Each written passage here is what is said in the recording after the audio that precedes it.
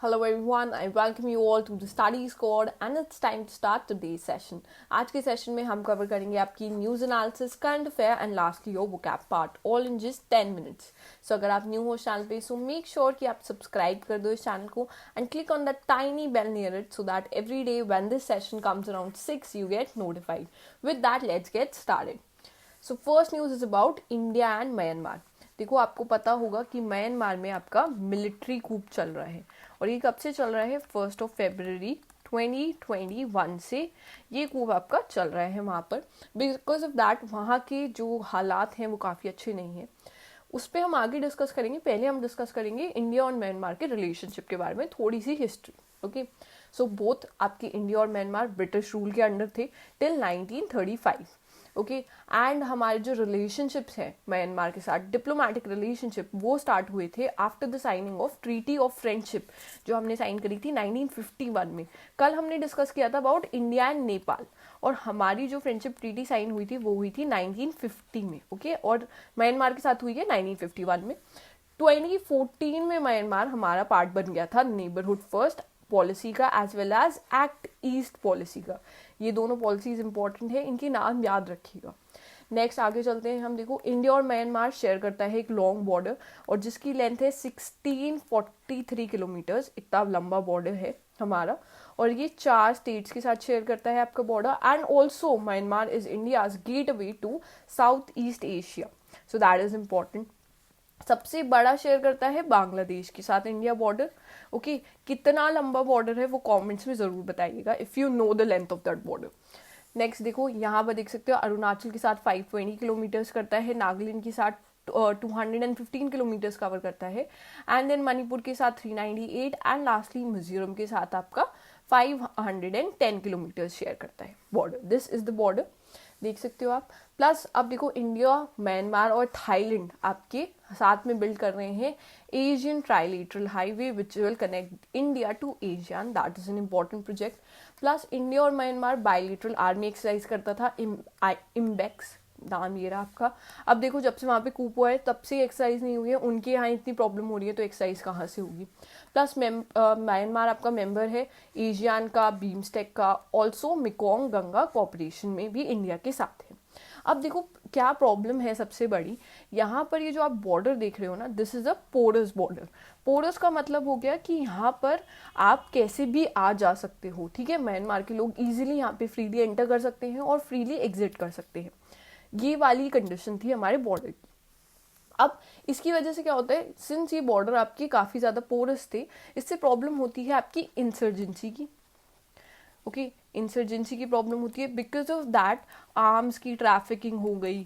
ठीक है, आर्म्स आ रहे हैं, आप नॉर्मली अच्छे से आओ जाओ, that's not a issue. But अब देखा जा रहा है कि वहाँ से आर्म्स की ट्रैफिकिंग हो रही है, लोगों की ट्रेन कैंडिडेट्स आ जा रहे हैं, कैडर्स, दैट्स अ प्रॉब्लम है. देखो, हमने पढ़ा था उल्फा के बारे में रिसेंटली, ये थी आपकी असम की मिलिटेंट ऑर्गेनाइजेशन जिसने रिसेंटली सबमिट कर दिया है गवर्नमेंट को. सो ये उल्फा ने भी जो अपने कैंपेन्स थे ना यहाँ म्यांमार एंड ऑल में बना रखे थे और वहाँ से ट्रेन कैंडिडेट्स, जो उनके कैंडिडेट्स या कैडर्स कह दो आप, वो आराम से पोरस बॉर्डर का अपना यूज़ करके, हमने तो अच्छे रिलेशनशिप्स के लिए बनाए थे बट वो गलत चीज़ों के लिए यूज़ होने लग गए.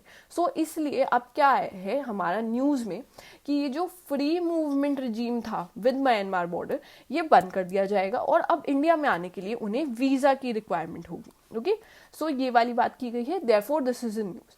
अब इससे क्या होता है, देखो बिकॉज हमारा बॉर्डर इस तरीके का है तो चाइना भी ना इसका बहुत यूज़ करता था. ये जो इंसर्जेंसी के ये जो ग्रुप थे आपके, ये मिलिटेंट ग्रुप जैसे उल्फा हो गया, ये और सब, इन्हें आर्म्स कौन प्रोवाइड कर रहे हैं? इन्हें चाइना वगैरह प्रोवाइड कर रहे थे आर्म्स वहाँ से, और उससे ये इंडिया में आके ट्रबल्स क्रिएट कर रहे थे. सो इसलिए अब बेटर है, अगर ये अच्छी चीज़ों के लिए नहीं यूज़ हो रही है, सो इसमें अब आपको वीज़ा के साथ एंट्री एग्जिट लेनी पड़ेगी.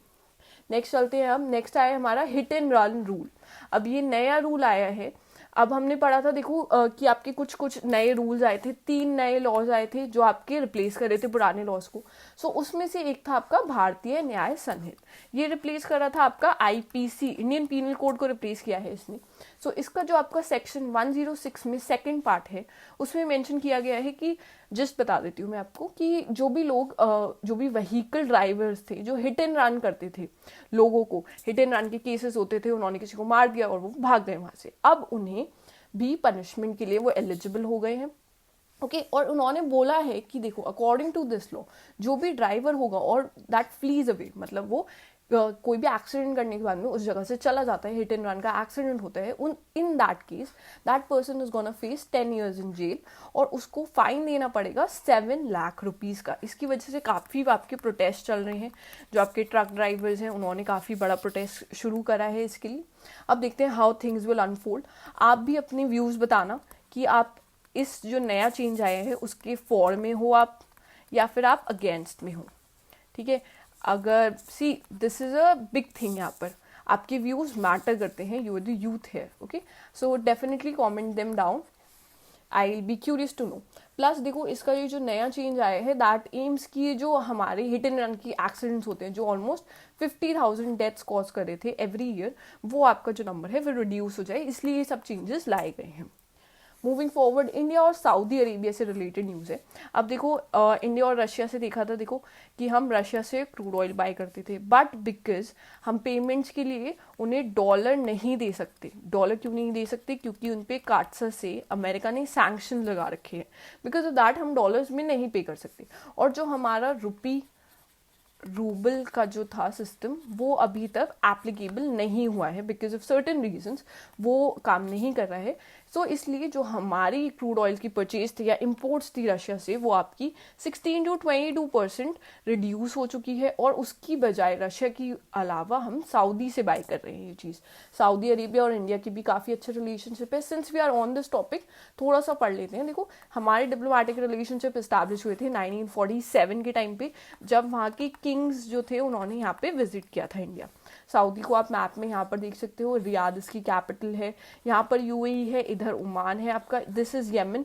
यहाँ पे येमन का ये जो रीजन है हम इस पर काफ़ी पढ़ चुके हैं, दिस इज हाउती रेबल्स ने ये आपका कंट्रोल कर रखा है, that are troubling the Red Sea. Okay USA ने एक मिशन ऑपरेशन लॉन्च किया है to control them down. We discuss it like almost in all the sessions. अगर आपको नेम याद हो then definitely comment it down. Okay यहाँ पे आपकी रेड सी है, अरेबियन सी है यहाँ पे। ठीक है, this is you can see the map here, easy हो जाता है मैप के थ्रू। मूविंग फॉरवर्ड, इंडोनेशिया से रिलेटेड एक न्यूज आई है। इंडोनेशिया में आपके वोल्केनोस बर्स्ट होते रहते हैं। Okay this is not new. अब पिछली बार हमने देखा था कि एक वोल्केनो बर्स्ट हुआ था, नेम वाज मेरापी भी आपका इंडोनेशिया का था, और इस बार आया है आपका माउंट लिवोतोबी लाकी। ठीक है, ये नेम इंपॉर्टेंट है, वहाँ पर थोड़ा सा वोल्केनिक इरप्शन हुआ है, आपका वोल्केनिक ऐश रिलीज हुई है। अब रीजन क्या होता है इसका? क्योंकि ये देखो आपका पैसिफिक रिंग ऑफ फायर में आता है Indonesia, as well as Japan में आपने देखा कि 1 Jan को काफ़ी ज़्यादा अर्थक्वेक आए, 50 से ज़्यादा अर्थक्वेक आए हैं वहाँ पर। So that is also reason कि ये पैसिफिक रिंग ऑफ फायर के पास लाई करते हैं दोनों लोग। इस वजह से वहाँ पे जो टेक्टोनिक प्लेट्स का मूवमेंट होता है उसकी वजह से ये वोल्केनिक इरप्शंस भी देखे जाते हैं, प्लस ये जो अर्थक्वेक्स देखे जाते हैं, that is because of this reason only. Moving forward हम आ जाते हैं हमारे सीए पार्ट पे।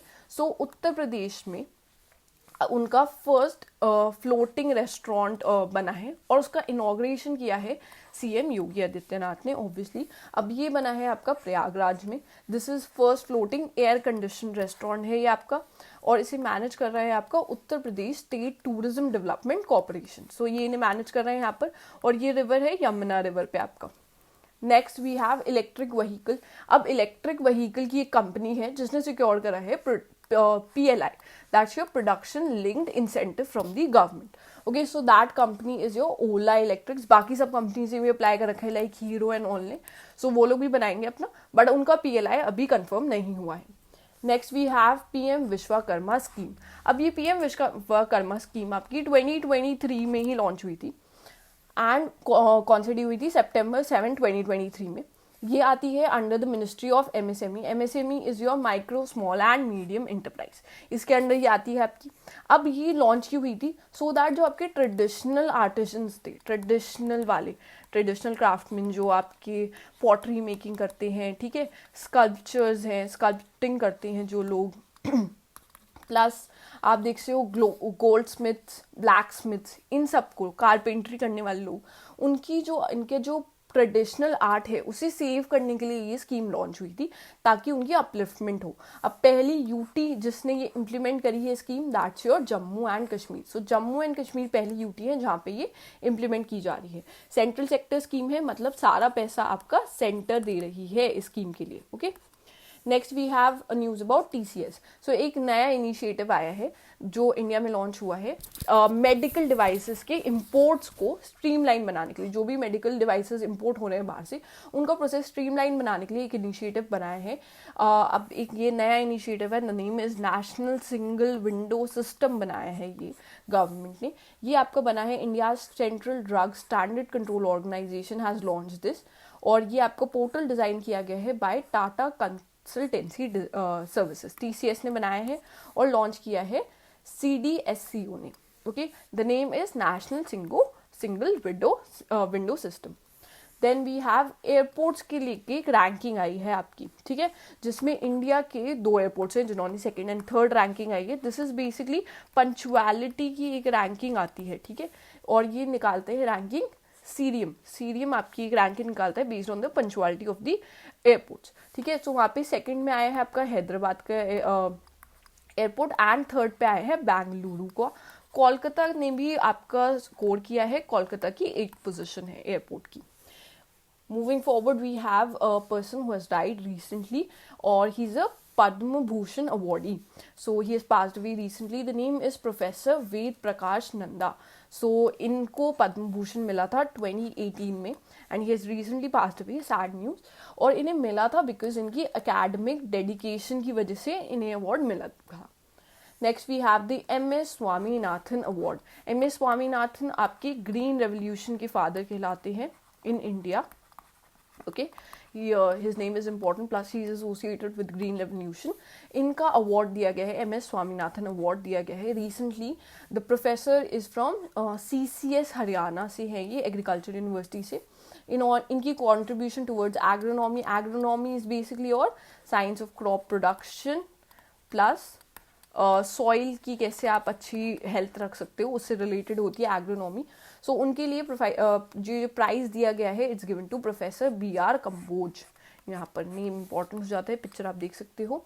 Next we have 2023 Scottish junior open. अब इसमें जो गर्ल्स का था अंडर 19 का टाइटल, ये इंडिया से जीता गया है। इंडिया में ये मिला है Anahat Singh. So she has won it, she is related to squash, ये याद रखिएगा। और ये आपका हुआ था एडिनबर्ग में। Next we have global family day. Global family day आपका हर साल मनाया जाता है January 1 को। Next we have tiger loss के ऊपर। सो काफ़ी ज़्यादा टाइगर्स की डेथ देखी गई है 2023 में, और सबसे जो स्टेट में सबसे ज़्यादा डेथ्स नोटिस की गई हैं, दैट्स योर महाराष्ट्र। आगे चलते हैं। 2023 क्यूपेम्बू अवार्ड है आपका, ये दिया गया है to a Bengali writer. The name of the Bengali writer here is Shri Shendu Mukhopadhyay, ठीक है, मुखोपाध्याय इनको दिया गया है। इस here name is important, name आप याद रख लेना इनका। आगे चलते हैं हम, लास्टली हम आ जाते हैं वोकैब पे। आपके टॉप 5 वर्ड्स आज के डिस्कस कर लेते हैं।